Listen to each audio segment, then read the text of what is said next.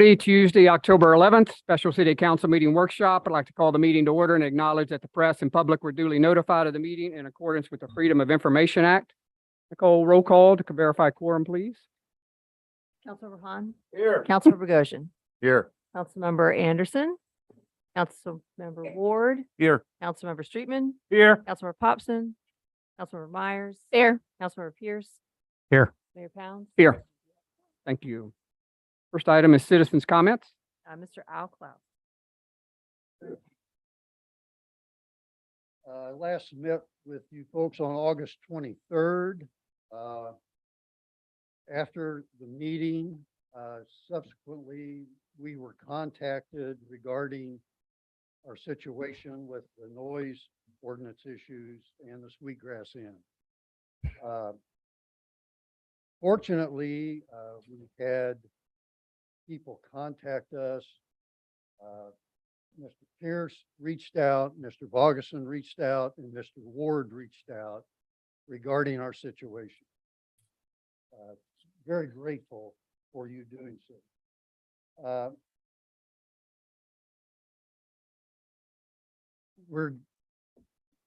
Mr. Ward visited Mrs. Williamson, who lives on 57th Avenue, on October the 3rd. He surveyed the situation, he inspected the property, and so he has a real hands-on interest and a hands-on knowledge of what we're putting up with as far as the intrusive noise from the Sweetgrass Inn. We've had, since we met, they have violated the noise ordinance daily, nonstop. So that has continued. I did send a letter to Mr. Walker and to their legal counsel. I have copied, I believe, all of you in here regarding that letter. Maybe I missed a few. And I was asking as to what authority do they have to represent to us that they're entitled to 80 decibels when we all know our ordinance has 0 decibels. We all know that. So anyway, I did not get a response. And I think that really states that we have Mr. Walker here and a resort that is misrepresenting what they can do. And we perceive it as a bullying tactic. Frankly, the continuous noise, the duration from 6:45 or so in the morning up into 8, 9, 10 o'clock at night, that noise is become a nuisance. So the fact that we're not enforcing the ordinance, we've created another situation. And that is now we have a nuisance. Folks, we need your help. Let's get something done here, please. One of the main violators was on August 27th. It was at 10:42 a.m. They were doing 90 decibels behind our house on Path 58. And incidentally, I need to tell you, Path 58 is a designated pedestrian beach access tract of ground. It's in Tract A, Block D, 1977. Just what a lot of people were talking about earlier, land use. Wild Dunes has commandeered that tract of ground, and they have created golf carts going up and down pedestrian beach access. Mr. Klaus, that's your 3 minutes. Okay, well, very good. Thank you very much.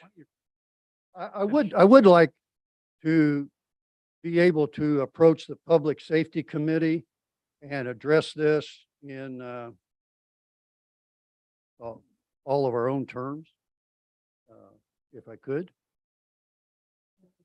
Chair of the Public Safety Committee, perhaps if we, when we have our consideration of the noise ordinance, we'll make sure that you get a notice of that. Which should be at their council meeting later this month.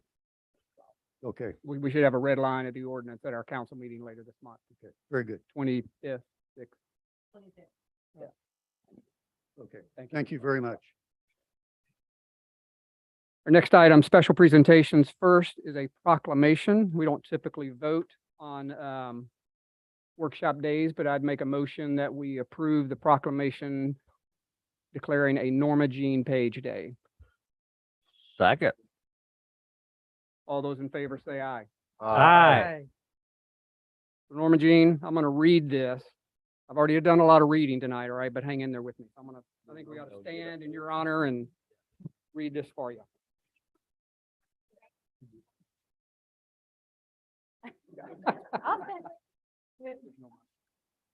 I don't have a microphone or I'd come down there. I'll come down there in a moment. So City of Isle of Palms proclamation, Norma Jean Page Day. Whereas we are here today to express our appreciation to Norma Jean Page and to honor her for her distinguished 25-year career with the City of Isle of Palms. And whereas Norma Jean began her career with the City of Isle of Palms as the Recreation Director on October 13th, 1997. And whereas Norma Jean is credited with developing and implementing many of the special events the community greatly enjoys, including but not limited to Ghostly Tide Tale, Music in the Park, the Holiday Street Festival, Front Beach Fest, and the Community Wellness Fair. She deeply cares for the residents she serves by going above and beyond to create opportunities for the community to get together and keep residents active and engaged. Whereas Norma Jean started many athletic programs and camps, such as the soccer, volleyball, and basketball camps popular with the young population on the island. And whereas Norma Jean has been responsible for organizing and managing the expansion of the Recreation Center to include the Magnolia Room and the Tadpole Room, and the ongoing expansion of the playground and multiple refurbishments of the soccer field, tennis, and basketball courts. Due to her efforts, the Recreation Center has become one of the island's most popular and proudest facilities. And whereas Norma Jean has dedicated herself to the highest standards of professionalism and excellence as a member of the City of Isle of Palms Recreation Department, and whereas Norma Jean's retirement plans include continuing to travel the world, spending quality time with her friends and family, including her brother, Randy.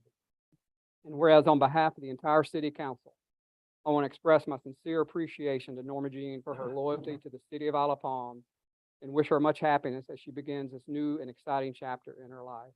Now, therefore, I, Philip Pounds, Mayor of the Isle of Palms, do hereby proclaim Thursday, October 13th, as Norma Jean Page Day in the City of Isle of Palms, and urge all residents and employees to join me in the City Council in congratulating Norma Jean on an outstanding career with the City of Isle of Palms and wishing her many continued years of happiness and good health. Proclaim this 11th day of October 20.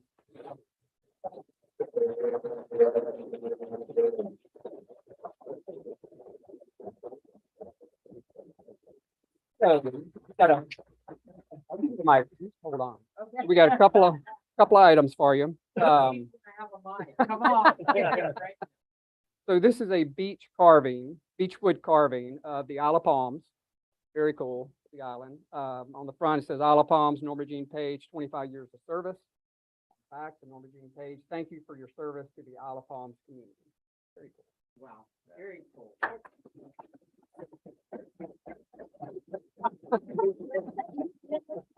Like Google Maps. That's right.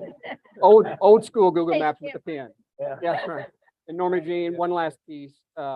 This doesn't actually fit anything, you understand. Come on. But it is a key to the City of Isle of Palms, and just on behalf of all of us, thank you.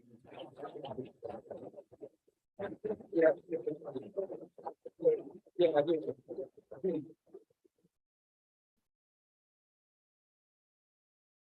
Am I limited to 3 minutes? Actually, 1.5, and you're already 30 I'm seconds in. sorry. Just a couple of things. You know, what we have done, the rec center couldn't have been made possible without my staff. And I have to say, Donnie Pitts and Carrie Farrell were two of the ones that were here before we had a rec center. They were here when we were in that gym with bars on the window, with no air conditioning and one gas heater in the corner. And so those two have been by my side since 2000, 1999, something almost. Desiree was 12, I think. And I can't go without saying Robert, who came on board and helped with the grounds. Debbie, oh my gosh, you know, she kept us straight on our budget. She's been here since I've been here. Amy, who, oh, I'm gonna cry, but turned the city pink when I was going through breast cancer. Thank you so much. Patsy, Mimi. I mean, everybody's been so supportive. Couldn't have done it without previous councils, without our mayors, our administrator, our previous administrators. Everybody had a hand in this success. I didn't do it by myself. It took a lot of people, but thank you so much.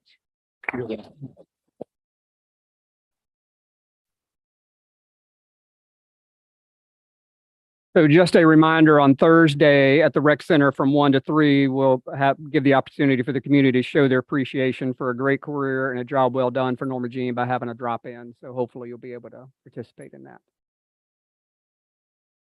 Our next item is an update on the IOP Water and Sewer Commission Sewer Plant Consolidation Project. We have one Chris Jordan, General Manager with the Water and Sewer Commission, to give us an update. Chris, thank you for joining us.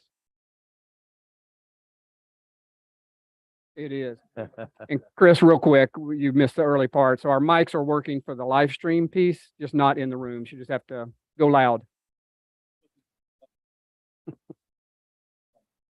As y'all are aware, we've got a big project going on. Project's going really well. All the, we've been pouring a lot of concrete. All the basin walls for the structure have been poured, and we're currently working on, grade beams and the foundation for the main building. And that's going to be poured, pretty big concrete poured at the end of this month. After that's when you'll see the building start going up. They'll start locking it up. And the tentative schedule is to have that roof on and dried in probably the start of 2023, January 2023. And then once that's done, that's when we'll really start working on process control equipment on the inside of the building. We've had a few issues with some supply chain stuff, but nothing that's really held the project up too much. We've had to adjust the schedule in a little bit, but everything goes well. We'll install all the electrical equipment, pumps, motors, membranes, and then start performance testing on the plant in June of 2023. And that'll probably take about a month to go through, and then after that's over, project closeout is scheduled for September 2023. And that's for that site. Yeah, that's just for that site. After we get everything up and running, and all the performance tests is done, that's when we move into demo for Wild Things. And we got to build a pump station down there on that site to pump the wastewater from Wild Things to the Forest Trail site. But it'll be a small corner of that existing property, and then the demo shouldn't take a couple of months to go. And that'll be closed out, and hopefully we'll have this next brand new state-of-the-art wastewater plant consolidated all in one spot. So roughly end of 2023. Rough. Yeah, we've got one issue, that could cause problems on the motor control center delivery time. It's a big, gigantic electric cabinet that's going to power all the equipment that we're installing. And I believe it's not going to affect the project, could maybe push it back to where it be anything. But the project's doing good. I mean, you know, the contractor's been really good. He's the same contractor who did the first phase. He's very familiar with the process. Yeah, question, Jan? Yeah, Jan, go ahead. It's job well done. That's all I can say with this. The question though that I have is, I've had some questions raised about the capacity of the sewage treatment plant today, and when the expansion is completed, what will it be able to cover on the island now and with future growth? But it'll be able to cover the existing capacity today, which is 1.4 million gallons. That's total build out of sewer area, but then it's able to be expanded up to 2.7 million, which will sewer the entire island. And we wouldn't have to add any new structure to that site. We would just have to drop equipment into tanks that we're building now. So if sewer was ever expanded on the island, it would be very easy to add additional equipment to accommodate that expansion. But what we're putting in now, just equipment wise, is just the sewer, the current capacity on that. I guess I should ask the magic question. Does that include the additional expansion on Wild Dunes? It would be, you're talking about the hotel that was just built, or what they? The unbuilt It would handle the unbuilt. The 1.07 was originally what they had slated for wild ones. Now, as far as capacity where it falls today with these hotels and stuff going in, I'd have to do a little research on So that. you need to. Okay, good, thank you. Well, Sorry, I Blair. was just wondering if we had, we had Chris here, if, I know it's a little deviation from the agenda, but if we could have him comment on the meters, situation. I know I still hear of periodic issues with people's water bills. We've going been, way up. with the meter change out project, we've been dealing with a lot of customers and meeting with a lot of customers just to explain the data that we're collecting and talk to them about some of the issues that they've been having with water bills going up. But what has been the issue with water bills going up? Is it been, Just what's the the, age of the old meters. they were reading incorrectly and now they're reading Well, correctly? just reading slow. They weren't registering as much flow. So meter's kind of like a car. The more you drive it, it wears out over time. And accuracy decreases. So, for an example, if 100 gallons goes through a meter that's 25 years old, it might only capture 85 of those gallons because the accuracy goes down over time. And then we put a new meter in there and it's capturing 99.5 to 100.5%, which is the AWW standard for an accuracy on a water meter. One misconception I think that people have said, we're putting in these new meters and they're inaccurate. Well, they're the same exact meter that we've had in the ground since 1998. They're just brand new. It's the same brand. It's a Census SR2 meter.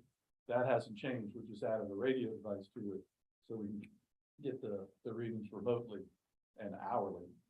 And one good thing about the system, we probably send out maybe 50 to 75 emails a month to people who have continuous consumption, and they can catch leaks like running toilets and stuff like that, and instead of it going for a whole entire month and not being able to pick up that that wasted water.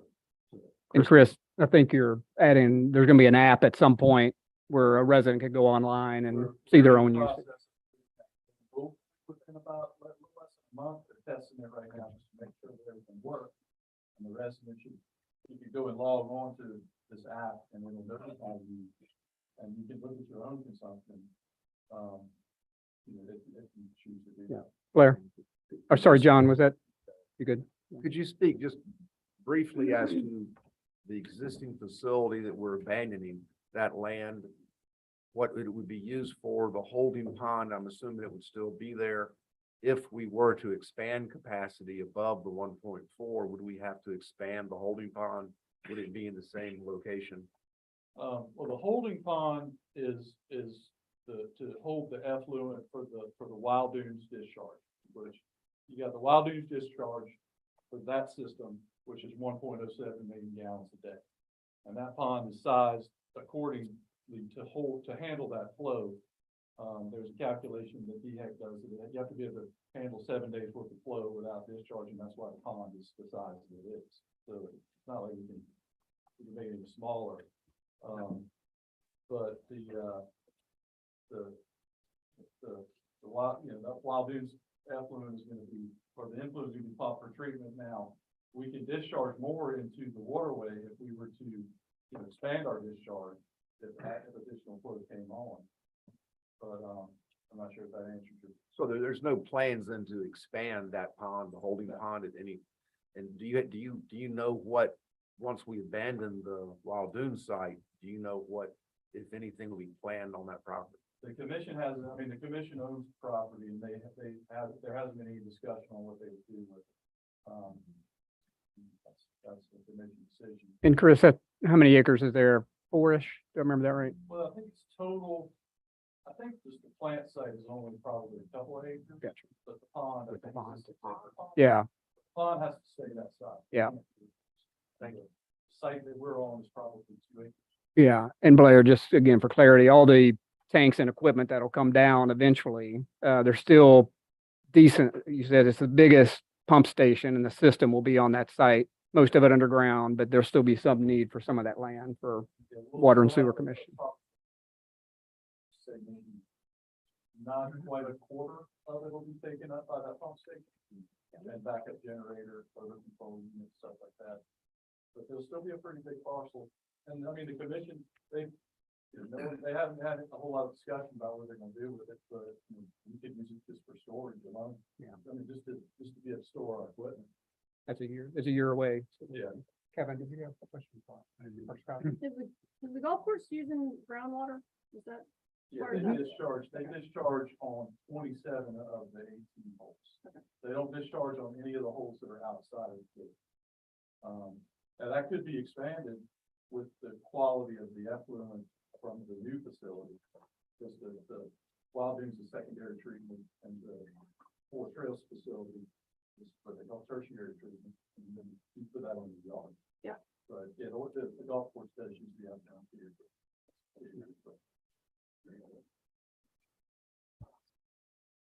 Mr. Jordan, thank you. Chris, and just to confirm for, I just want to sorry. confirm for the record, it's 26 or 27 of 36 holes. Okay. 8. All right. Thank you. Yeah, the 8 outside. Chris, thank you for, thank you. He did. He did. Yeah.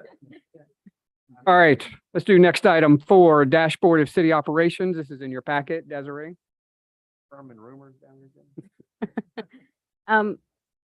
Unless there's any questions, there's really no changes from last month. I did want to point out that in the building department section of the dashboard, you can see how the number of short-term rental licenses that are issued continues to go up. We're approaching 1,600 this month compared to 1,543 last month.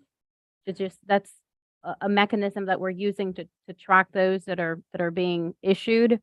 In terms of the police actions, police department charges, fire department calls by type, pretty much consistent and with what we expect this time of year. I did want to point out that we have a couple of vacancies that we're working to fill. We have 3 in the police department, 2 patrol officers, 1 code enforcement part-time. The police department and our HR manager are working through going through interviews. Conditional offers have been issued. So we're getting close to hopefully be fully staffed in the police department. Public Works, we have 1 CDL driver position available that's being advertised, and we'll be interviewing for that as well, and 1 park supervisor in the recreation center. Other than that, unless there are any specific questions, there's nothing else I need to highlight. Questions, comments for Desiree? John? On these, the short-term rental licenses, do we have any idea the number of licenses that do not have revenue associated with it? No, a lot of, pretty much all that you are seeing are new. So they would just have an estimate. I think the most of them are estimating $3,000.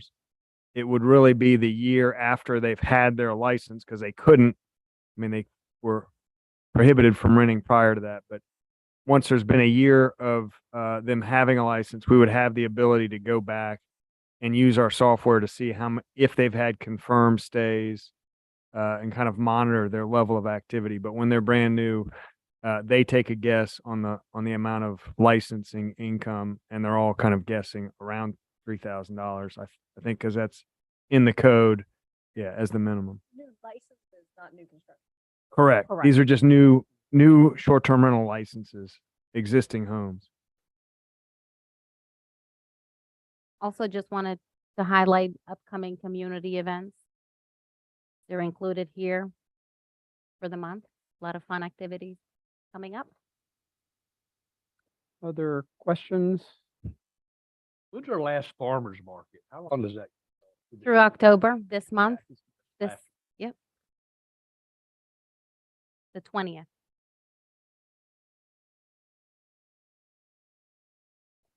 Desiree, anything else?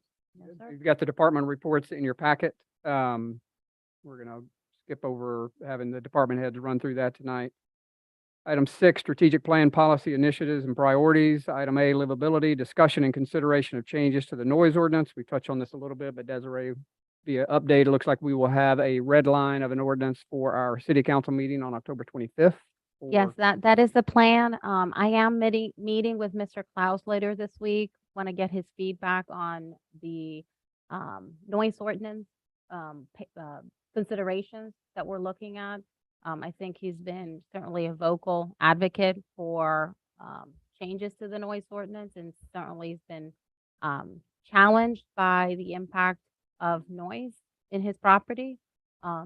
So we're going to be entertaining a conversation with him, and our goal is to present to you all with a red line for additional discussion, and getting feedback from council on where we are. We continue to take measurements in different areas of the island so that we can understand decibel limits and what is reasonable, what is not, and be able to bring you all with some options to consider. Jimmy. Just a note to everyone, I would urge the entire council on your own, especially public safety committee members, to go down there and have a look. You can access there through 57th Avenue. My friend Carol Williamson is at 16, and I'm sure she wouldn't have you parked there. But if you just walk past her yard from, not as far as from me to Douglas there, they have like every 15 feet, these really nice high-end outdoor Bose speakers, but they're 360 degrees. And that seems to be the problem, because it's just shooting out in a full circle, but they're like every 15 feet, but it's right on the property line.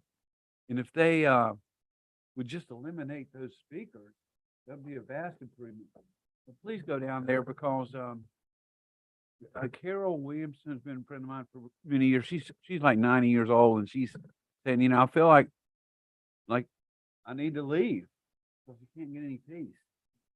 But it just the adjustment to the equipment might help a lot. But And- please go down there and look at it. And then Katie, real quick, I know Jimmy, you had asked for some readings around 57, so maybe Desiree, we can just make sure we have that for the ordinance review when we get to the 25th. Sure, please. absolutely. Katie, sorry. And have y'all talked to the Front Beach business owner about her input on this also? Yes, Chief, do you want to expand on that? That was one of the things that I've asked them with code enforcement to get feedback from our Front Beach businesses. As you can, if you remember, the one pager that we put together includes an exception just for the GC zoning code that covers Front Beach. But yes, and it is something that we have been discussing with our business partners in our quarterly meetings that we've had, throughout the year. So yeah, we're actively seeking feedback and certainly want to accommodate as much as we can, their needs, their reality in whatever ordinance we put together for you all to consider. Yeah, I do have a question.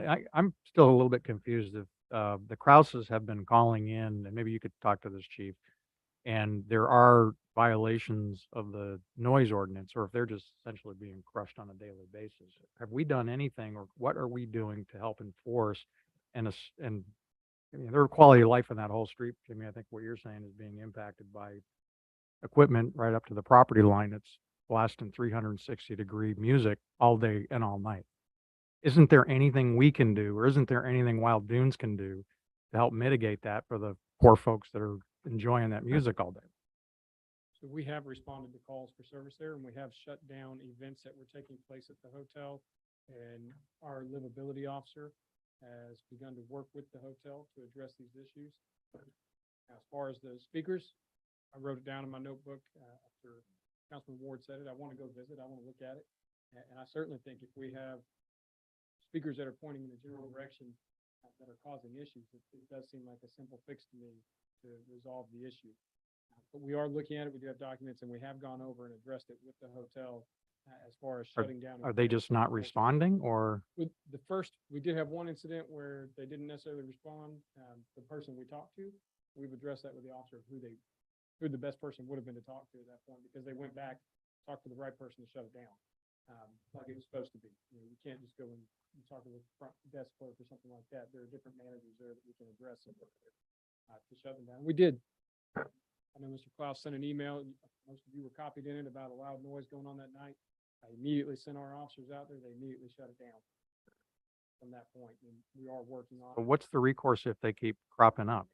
I mean, Then I, we would write tickets.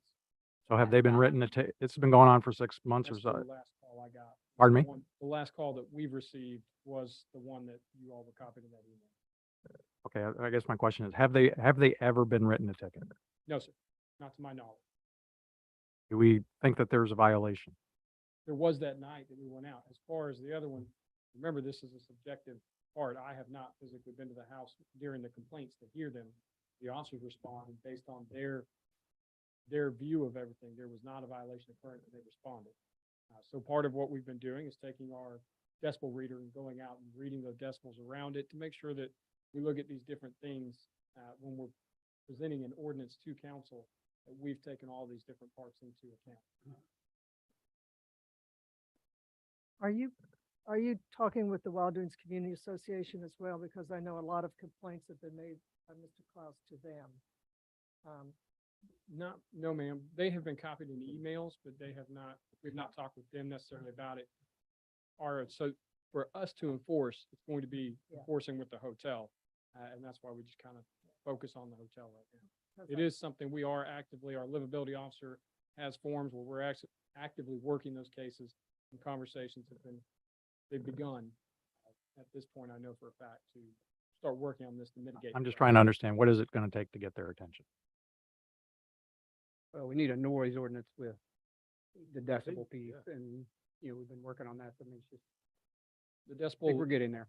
decibel reading gives us the ability to take out subjective thought. Because what sounds loud to somebody else might not sound loud to another person. So a decibel reading where it's clear, that's something that we can take and we can present to a judge with specific, there was a violation based on this, not based on my opinion or my thoughts. But can you write a citation as it's written today? We can, yes, ma'am.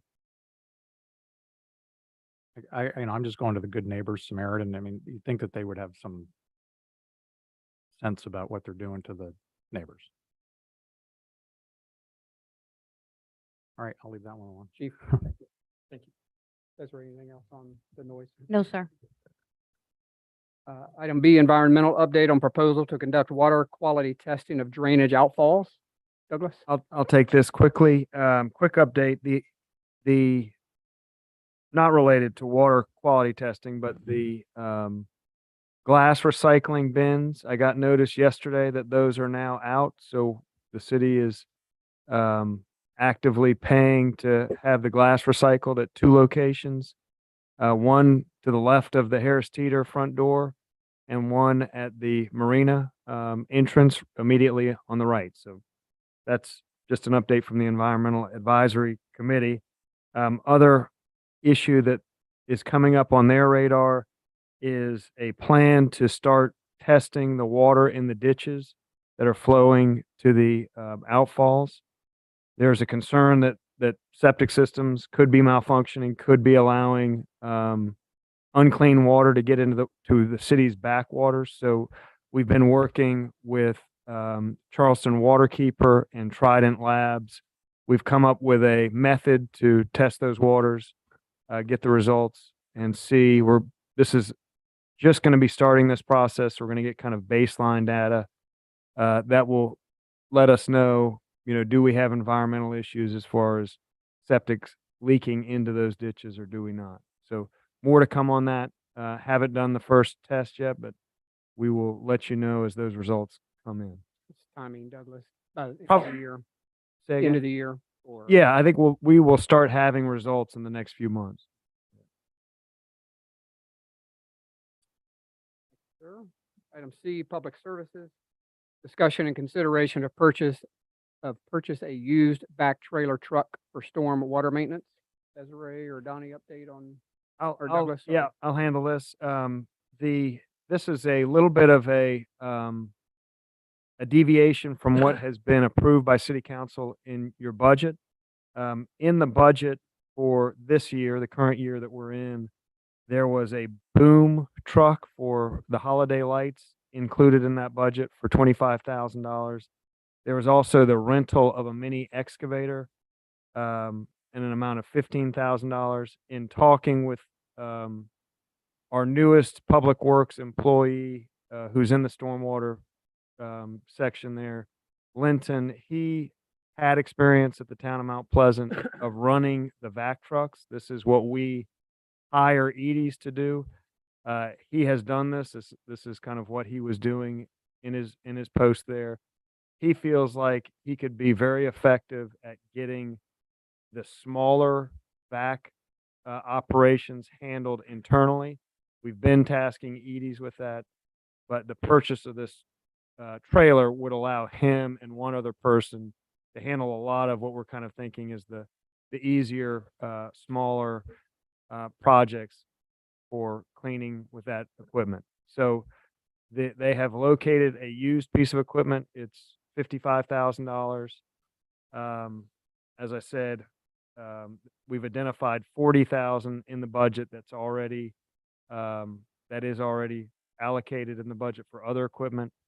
Our plan would be, if council were to go along with this purchase, that we would potentially reduce the amount of Edie's work by the delta of $14,000. So just wanted to put that out there, that is the current thought of pursuing this piece of equipment, and it's a little bit of a change from what we've talked about previous. We would say 14,000 a year, and we're spending 50 plus whatever extra personnel costs. Well, and that would be a discussion for you all in future. We could either maintain the Edie's budget and have them focus more on the main trunk lines. There's still going to be a need for them to do the massive kind of clean out. This equipment would really be used for smaller runs of pipe, for the also the catch basins, the individual basins. So we would really be shifting what we think we'd be asking of Edie's, but it would allow more work to be done. We basically could be adding on to what Edie's was doing, or if the council wanted to reduce that amount, we could get the same amount of work done for less per year. If you all chose to reduce that future agreement with Edie's by 15,000, we could easily accommodate the same amount of work with this piece of equipment. I'm just trying to understand 15 a year versus 50 plus extra employees. Any idea on the life expectancy on that piece of equipment? I do know it's in very good condition currently, but I don't know what they would.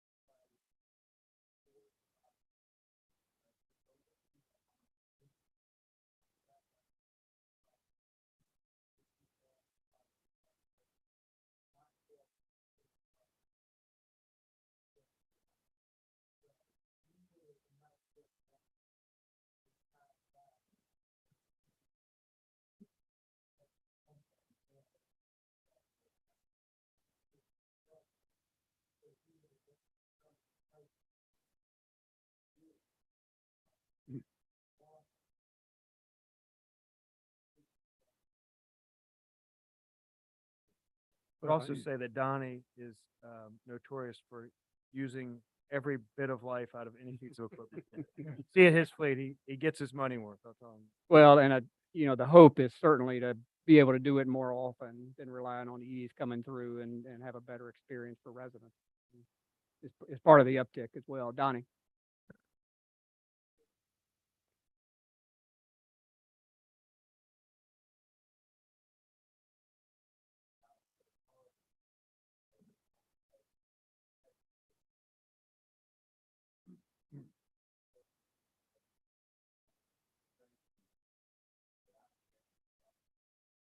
Out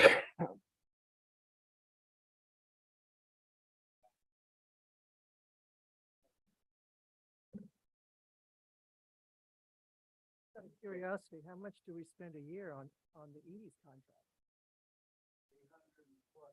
Okay. Have Yeah, a- but I would add the vast improvement where it was like 5 years ago. Vast improvement. Yeah, we had a 5-year cycle, Miss Anderson, and a couple of years ago, we increased the frequency of their servicing our ditches to every 3 years. This is just an effort of us trying to be more proactive and having the equipment on hand that we can quickly, go to a certain, ditch and clean it up, which a lot of that work was already done, particularly ahead of the hurricane. Our folks from Public Works went out, and started cleaning some of the areas that we know are flood prone. This is just will enhance our capabilities and we'll be able to utilize the experience that our new foreman for stormwater and facilities has operating this equipment. And I think that it'll vastly improve our response to stormwater management. And Desiree, we'll officially vote on this at council meeting, but do you want to vote tonight to push it to council? Y'all can vote, have a procedural vote. There's still a little bit of homework that we need to do, which we will have ready for you at your council meeting when you vote. And we'll develop a memo with the official recommendation of where the money could come in. I think I'd say we just wait till council. Go ahead, Jimmy, sorry. Okay.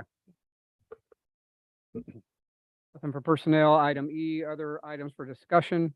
Discussion regarding establishing a Marina Advisory Board. I know this was brought up by a resident. There's been some conversation. I don't know, Rusty, if you want to, I know you've done a little bit of background check or research on this. Yeah, thank you, Mr. Mayor. I'm trained well because I'm talking into this microphone. It's working. Is it working now? Okay. Just on. All right. live Yeah. stream. Okay. So, you don't have anything in the packet on this, okay? This is going to be for discussion only, just sort of preliminary, but back in late August, I had a conversation with, Mr. Smiley, who we all know, and there was a couple of things that we talked about adding to the September 13th agenda. One of them was, in regards to the elevator issue at Islander 71, but we also talked about the possibility of just having some open discussion about a Marina Advisory Board. And the way it came up is, Mr. Smiley had done a little research on his own, and he had found that Fernandina Beach, down in Florida, had a Marine Advisory Board, and he just mentioned that to me, and I thought I would do a little research and just look at that and see just how they went about using that process and using that board. It's a board consisting of citizens, and pretty much what that looked like. So I did some research on it, and I reached out to their board liaison for more information, and it took a couple of days to get back with me. And when they did, I talked to not only the board liaison, but also the marina operator. They have an independent or third-party operator, Oasis Management, which manages a huge number of marinas up and down the East Coast. And I did talk to them, but I also had some communication with the city manager, and the city manager is Dale Martin, pretty well known down there in Fernandina Beach, and been on board for a number of years. And what I found in that is a little bit of history here is that the Marine Advisory Board at Fernandina Beach was born of frustration because the marina was closed for 4 years after Hurricane Matthew. So they were just completely closed. And city council was repeatedly, or they call it a commission down there, was repeatedly hearing from marina slip holders. And most of those were predominantly charter boat captains, rent boats, that sort of thing. And they were frustrated because the marina was very slow in getting reopening. Now, I'll jump ahead real quickly. And one reason that Mr. Smiley brought this up, because we're just coming off the heels of the lease transfer for the marina itself. And the thought was that maybe we could have a group of citizens who could convene and maybe give a little advice on the marina from time to time as to, from an operational standpoint or just input as concerned citizens. So getting back to Dale Martin, the city manager, basically they've had mixed reviews since they've had it in place, which has been a number of years now. Mixed reviews as to its purpose and its effectiveness. The most significant challenge they had been the balance of the committee. Most of the members had personal stakes, financial standpoint in the marina operations, operating shrimp boats, charter boats for fishing, and their needs and wants were really significantly different than what the strategic oversight was for which the commission had in mind, which is to have a little more marina, that was more for all residents rather than just a commercial fishing marina. The Marina Advisory Board when they were initially formed, they were meeting monthly, and now they've gotten to the point where they're meeting every couple of months. And the opinion that I took away from Mr. Martin, the city manager, is that there was some question about their, effectiveness and their objectivity and all of this. And, it really was not a strong recommendation. He did recommend that if we did look at some point having a marina advisory committee, that we might want to look at it as almost an ad hoc sort of situation where we appoint some folks that would be a part of that and also have a sunset provision on that so that you had that committee that would be be in place for maybe a year or whatever. I'm just throwing the idea out there because it was brought up to me and it seemed to be timely at the point. We couldn't get it on September agenda because of all the other stuff we had on the agenda. So it was just too crowded. So we just, I said, well, I was fine with us pushing it over to this meeting here. Now, since then, I'll ask Desiree for a little feedback on this also, but it's come to my attention. I think I'm accurate on this, is that Mike Schuler does plan, as part of the lease assignment being transferred, under his name, that there is some speculation that he is going to want to hold some community type meetings. Is that accurate, Desiree? Is that an accurate statement? I've heard that he may want to have some community meetings, get citizen involvement, and have one or more meetings. I believe at one public meeting, and I don't recall if it was the one that we held at the rec, that he indicated that he does plan to have a community meeting at the marina after they complete their closing of the lease transfer. But other than that, I have not heard any additional information about that. That would be something that he would do. It would not be a city meeting. Certainly we can help facilitate and spread the word, but it would be on, up and, by his own account, if you will, about inviting the community to speak to him about the marina. Well, I think it would be my suggestion that we do encourage that, that we have, have him as he takes over, have some open dialogue with the citizens and, it just, however that looks, whether that's at the rec center or whatever, just to, make sure that we have some closure on that after the lease is assigned and taken over, and then look at that and say, okay, is there really a purpose or a need for us to have some sort of advisory board in place going forward, such as Fernandina Beach and then Fernandina Beach, and knowing that they've had their opportunities with that it started off really kind of slowly, reached a point where they were making some progress, but then pretty quickly it got to the point where there seemed to be more personal interest in their particular situation rather than effectiveness. My understanding, and I think Councilmember Ward, with his experience, can maybe help shed some light in this, but my understanding is that before the Real Property Committee was codified, the city at some point had a group, an ad hoc committee, advisory board, in which I believe a member of the public was involved. Mr. Jim Rye, I think you've heard from him before. And then after that, council decided that the real property issues that the city had to deal with exceeded just the marina. And that committee of council was formed to continue those discussions and to continue that oversight on not only the marina, which I think was the reason that advisory group was formed, but to add to that other real property issues that require council oversight and approval on.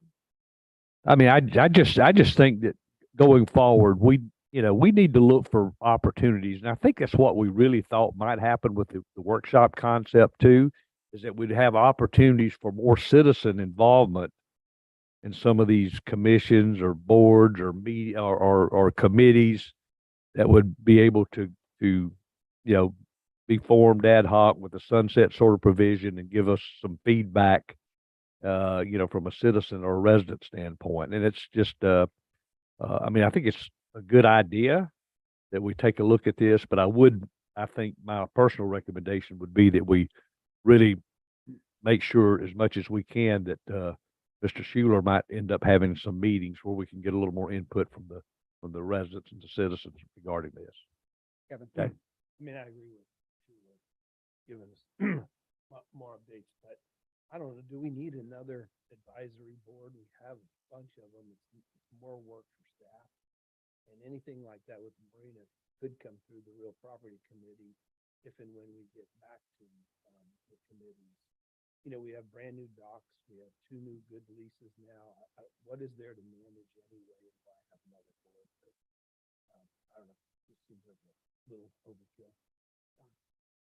Yeah, my only comment on this is that any advisory committee would only be as effective as if you have a willing participant from the marina leaseholder at this point, because really at this point, any recommendation would really is up to the new marina operator to implement or not implement. So if you don't have a willing participant on their part, it would be very frustrating to citizens to formulate a new committee that they had no input, or really anything that they did input wouldn't get implemented. So I think the first thing to do is to make sure that Schuler and his group would be a willing participant before we do anything down the road. I'd just like to say a committee that handles marina issues is a good idea. Whether it can be handled with real property or whether it needs to be another committee, I think it's what we're talking about. I definitely think we should wait until after the lease transfer is finalized to go forward with this, and we can think about it in the meantime. There are a lot of little things that happen out there, that were happening out there before, that it just seems like the issues could have been settled more easily by committee if they met regularly or something, than letting them fester like they did before. So the committee, I think, is a good idea for that, but I'm not sure exactly whether it needs to be advisory or real property. And the timing of it.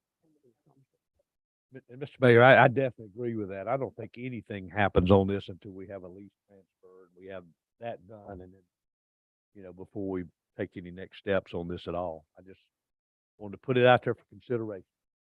Thank you. Is there anything else from, or Douglas? No, sir. We're just gonna keep this top of mind until transfer happens and if there are other resident meetings. Item 2, discussion of Signal 30 nomination of Harold Hirschman for Saving Neighbor's Life. We'll actually vote on this at our council meeting later this month and have a write-up on it, but just a quick story.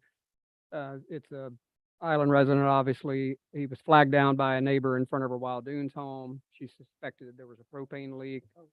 He had contacted the propane provider, kind of not sure who that was, but kind of nothing happened, quite honestly. Mr. Hirschman inspected the tank, kind of looked all over the house, stove, pilot light, nothing seemed to be happening. He voluntarily checked back with his neighbor on a few days later. It was immediately evident to him that the tank was leaking. He immediately evacuated this neighbor and her cat and contacted the IOP fire department, who kind of took over from there, but without his action, it would have been a bad story. Go ahead, Jim. This is what Signal 30 was set up for. Actions like this. Yeah, it's kind of a rarity, if you will. I think we've only done one since I've been involved. I know we've done more, but Maybe 8 over the years. does certainly seem to be worthy. So we'll have a write-up, or a formal write-up for council meeting at the end of this month and have an official vote on it, if that is acceptable. Debbie, financial statements, we don't have them on screen, so you just have to go live. Come up to the mic, please.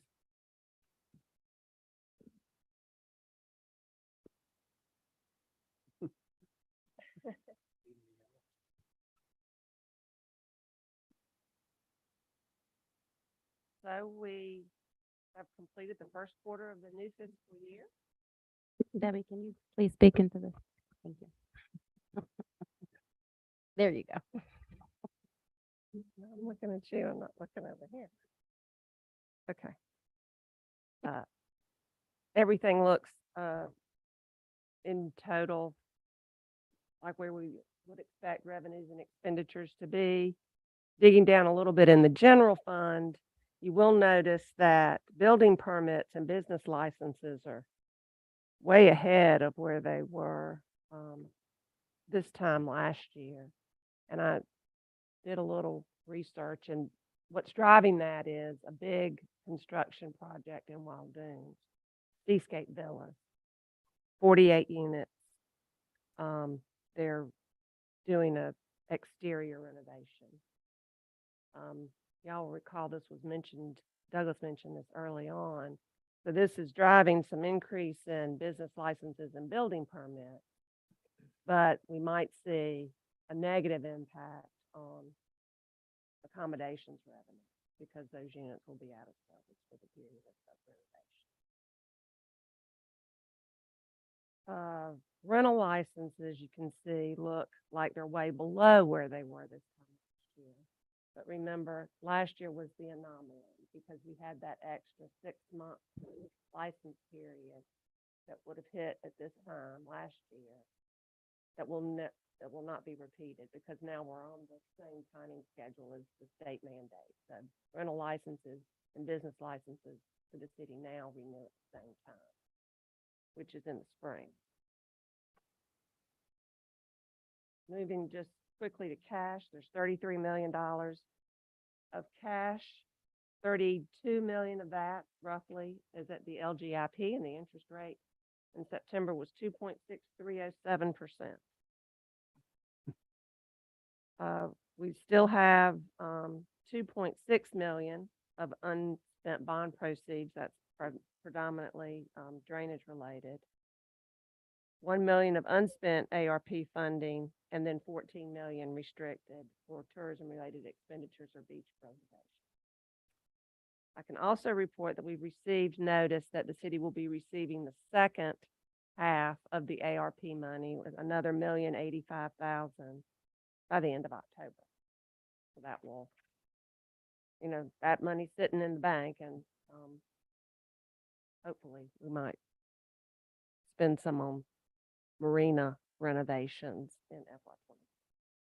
The new dock, the old dock, the public dock, community dock. Moving on to tourism schedules, not a whole lot to talk about. One additional month of municipal accommodations fee and beach preservation fee. It is interesting that the trend seems to, we have been beating the prior year consistently month after month. This is a month where we are not beating the prior year.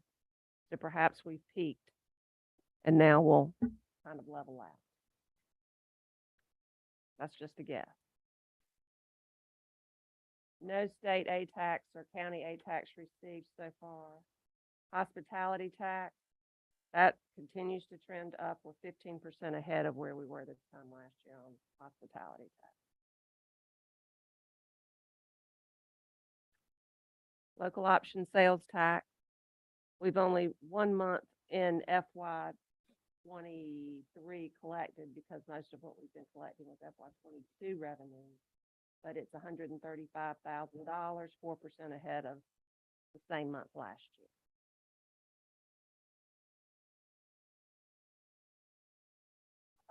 The only project worksheet we have now, because the Marina project is done, is the drainage phase 3 worksheet. We did have one, pay app of $100,000 paid to Quality Enterprises and some Thomas and Hutton related expenses.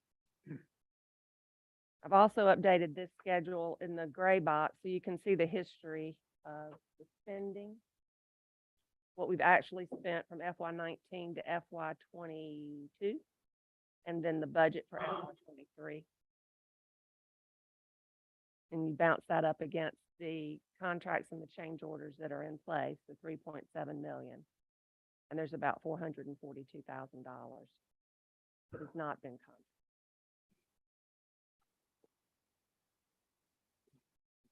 Yep, sorry, Kevin. Back to the Marina. So I'm assuming, since there's not a report, that all retainers have been paid, price decided have been done. Yes, sir. As-built, is that the as-built?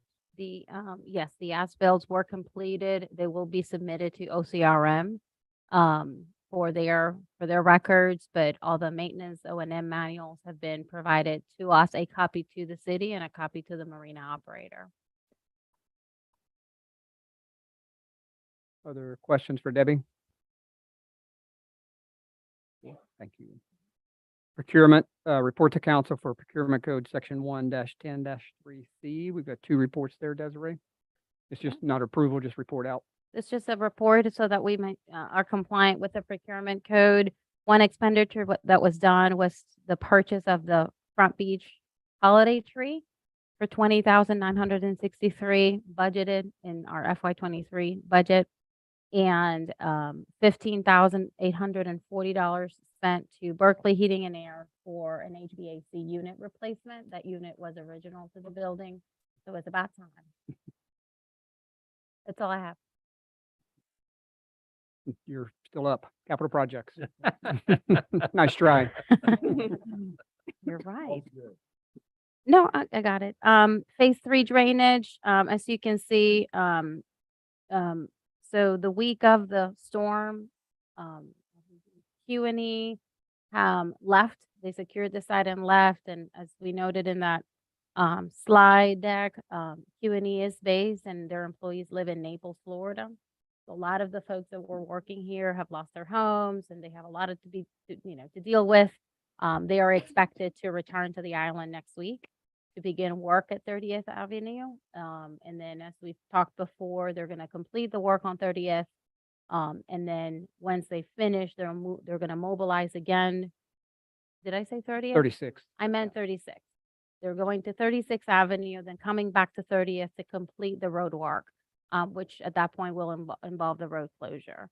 So not a lot of progress in the past 2 weeks because of the storm and the fact that they had to go back. Regarding 41st Avenue, nothing has changed there. Still waiting on permits. We keep pushing Thomas and Hutton and the folks that are dealing with the mitigation credits to get more information back from OCRM. It's been over a year from the time that the city submitted all the information and answers to the questions that they have related to the permit. They're just understaffed and they have a long log of things that they have to work on. But we keep being reassured by our folks that it's a matter of time, and we should be getting a response from both the Army Corps and OCRM on the 41st Avenue permit. Did they say how much time? No, sir. Just a matter of time. Just a matter of time. This is also a project. I'm getting confused. Disregard that. Yep. So Master drainage plan. Going back to the drainage master plan, the work in progress. I have a more recent update from Davis and Floyd, that the one you have in the packet. So I'll just walk through that. Work in progress and or complete includes the high and low priority areas for the phase 4 area. You recall that we saw in the map what phase 4 entails. So they're working on identifying what the high priority projects are and including cost estimates for that. They continue the groundwater monitoring at 6th Avenue to validate the conceptual designs. This is the project that the city submitted for grant funding from the Rural Infrastructure Authority back earlier in September. And they are also reviewing priority areas for the Phase 3 project. This is the basin that's connected to the 3 outfalls that we are working on today. And we'll be developing recommendations and cost estimates for those as well. Next steps, they're expecting to prepare a draft report for the city of the Phase 4 master plan by early November. They continue to review development and planning regulations in relation to stormwater management to develop some policy recommendations for you all to consider. And they will also be reviewing our maintenance plan. We talked about what Edies is doing, so they'll be reviewing that and identifying if there are any suggestions or changes to that plan that we've kind of been working on for several years now. Any questions on that? Underground utility conversion at 21st and Palm. This is a little bit of at a standstill. It is still expected to be completed this year. There is an easement that they need to secure from the church that has not yet been completed. We've been in communication. I've been talking to the pastor there and trying to walk through what we need, what Dominion Energy needs from them. And also there is a Comcast line that is attached to the same pole. So we've been trying to coordinate with them to ensure that line also goes underground at the same time. The work from Dominion Energy will not be delayed by what Comcast does, but in order to fully remove the pole, that line has to be dealt with. So we just want to do it at the same time. They are working on it. They just have some steps and permits that they have to get in place internally to get that work done. But the construction contractor has been signed off by Dominion Energy. So it's just a matter of getting that easement and getting a final determination from Comcast to get that work underway. Pickleball construction and the outdoor basketball courts, we've executed that contract. We have a pre-construction meeting with Truluck, who is the contractor that was approved. That is happening later this month in October. Construction is expected to begin in mid-December. That's by the time that they can fit us into their schedule, and they're anticipating about 60 days before the work is substantially complete. We have included in the contract that they have to be done before spring. So they have a little bit of wiggle room, but everything goes well within 60 days. They should be completed. Public dock and green space. We had a follow-up meeting with ATM last week, or was it this? Very recently. Just getting keeping the ball moving on the public dock and the permit. That permit is expected to be submitted this week to OCRM. Y'all recall that the permit that we have for the public dock is very different from the concept that the council approved as part of the budget, where we want to extend the public dock to about 16 feet and make it ADA compliant, install an ADA gangway. That requires essentially a new permit, and we've confirmed with Kirby the design that you all saw and liked and approved, and getting all that paperwork submitted. Kirby has been dealing with some personal issues, and a little bit of the delay has been due to that. Haven't we all? Haven't we all? That's right. But certainly this is top of mind. We've talked to you all before about some repairs that the bulkhead needs in order to support the extension of a 6-foot boardwalk / walkway along the intercoastal side of the marina that connects the public dock to the restaurant. That RFP is out, and we expect to receive bids by October 21st. Salmon's Dredging very graciously had agreed to fix the fenders along the restaurant side of the Tdoc. They did that work earlier this year as part of our contractual obligation with the restaurant folks to make some aesthetic improvements to their portion of the Tdoc ahead of their opening. I guess they were roughed out a little bit, and a lot of them were just hanging out. I'm talking about the fender. I hope that's right. And they've replaced that. They came over and did that at no additional cost to us, and we're appreciative of that. And back to the Tdoc improvements, if y'all recall, council approved a $400,000 expenditure to fix the entire Tdoc. As part of the lease discussions with Mr. Schuler, and as a request of the restaurant tenants, both of them met with us and discussing what options are available for the Tdoc and what we have budgeted and what they would like to see. And they requested us to pause on doing any or spending any money on the Tdoc until Mr. Schuler completes his transaction and gets in. And they've discussed other options that they might want to consider for the Tdoc. So, we've paused it, assuming, thinking that Mr. Schuler is going to be in place very soon so that we can get some feedback from them about what they would like to see with the Tdoc. Again, the $400,000 was meant to pay for replacement of decking and fixing the utilities. It is not to fully replace the Tdoc or move it. So based on what their plans are for that Tdoc, we'll wait and see what direction we get from them before we move on. I believe what we talked about is up to $400,000. Up to, that- Not $400,000 to correct. be given as a spending spree. So I think we had outlined kind of what we wanted done and said, hey, up to $4,000 to get this done. So Mhm. I'm not sure what they're going to come back with, but. Yeah, and even during the budget process, based on the advice we received from ATM, the work that needs to be done in order to address the utilities and address some of the, decking and hardware that is corroding, we don't think it would be up to 400,000, but you are correct. That was the budget, if you will, that's included in the budget, not to exceed that. So more on that. 34A beach access compliant, ADA compliant boardwalk. The contractor began some surveying and ordering the materials, and we expect the construction to begin within the next month or so. That work also is going to be completed before the next spring.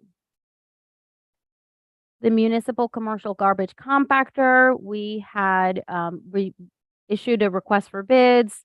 Last month, we received, later in September, we received 2 bids for this work, and this is part of our efforts to improve the compactor that is used by the businesses at Front Beach.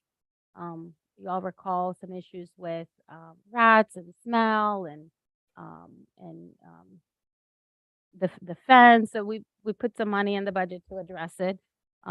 We will be presenting to you all with a recommendation to award a contract to Burry's Footers in the amount of roughly $40,000 to construct a new enclosure for the dumpsters.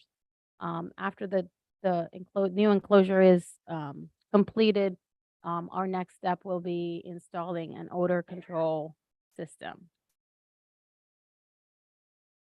Questions, comments? Thank you.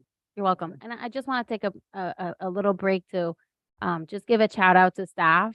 A couple weeks ago, as you all know, we had a storm and we all jump into gear, and people don't know when 8 begins and 5 o'clock stops, and it's just nonstop work, and the business of the city must continue. But I just think it's a great opportunity to know how hard this staff works. I just wanted to say a big thank you to everybody. Thank you. Thank you. You're welcome. Mr. Mayor, are we gonna get an update on the storm assessment at the, now or it's? That's a Desiree question. It is not on the agenda today. I think that the Council. mayor, indicated that we would have a council conversation at the council meeting. We had an after-action meeting with the staff earlier this week, putting together a report to share with you all. And I think there's some discussion that you all want to take about council expectations and roles and responsibilities in the event of an emergency. And I think that'll be included at the council October agenda. council meeting. And will that include any erosion or beach report? Do we have anything on that as Yes. far as Los Angeles? Mhm. Okay, good. Thank you.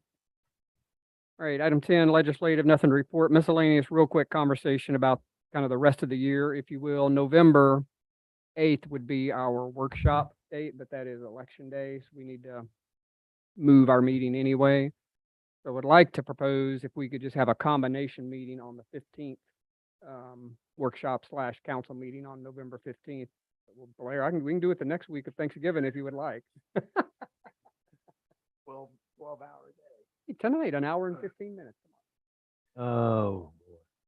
So I don't know if that's good or bad. for That's, people. it's bad for me. I've got a commitment at the medical university that.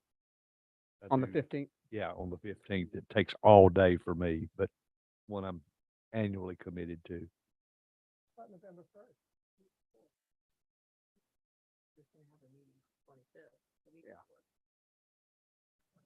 Back to back. There's not going to be any kind of updates in 1 week. So Do it on the Thursday. what about the 15th for everybody else? I'm good. November? 15th of November. Russell, we may go without you. You may have to. And then December, we have a required meeting by code. It's the first Tuesday of December, which that would be the 6th. And that's just some administrative house cleaning items as far as appointments for the next year. So we'll have that meeting on the 6th, which will be pretty short. And typically we haven't done council or committee meetings in December. So just wanted a head nod if that was good with everyone. Good night. Good night. If there is any action that council needs Yep, to we can- take, you can certainly add that to the agenda of that special meeting first week of On the December, 6th. on the 6th. Was Certainly the 6th, possible. right? The first Tuesday, It is the the 6th. first. Okay, thank you. I think we had spoken this morning maybe about trying to get in front of the whole committee workshop thing. Is that maybe an agenda item for the 6th of December? Could be, or we could do it in the 15th of November too, either one.